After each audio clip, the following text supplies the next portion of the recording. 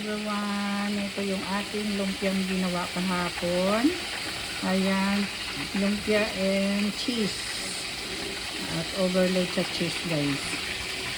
Ayan, kakain tayo. Ayan na. At yung pulang luto kasi kahapon na pinuntahan kami, kaya hindi ko naluto at nag-request yung gawin ko na hamburger at saka french fries. Yung ano. Kaya kagabi nagluto din ako pang snack namin, midnight snack. Ang sarap. Tapos siyempre kakain tayo ngayon. Yung ulam ko kagabi na gulay at saka shrimp. Ayan, iinit ko ngayon at kakain tayo. Ayan, may rice tayo, guys. Ayan. At ito, padagdagan pa natin.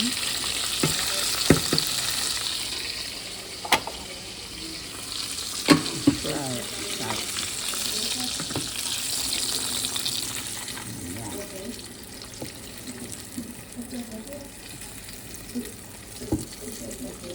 Sarap. Malutong. Malutong.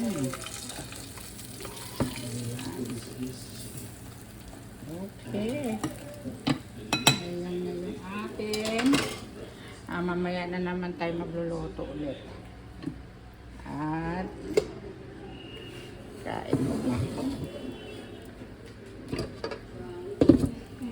Iinit natin itong ating sabaw. Kakain tayo. Ayan ang ating lumpia.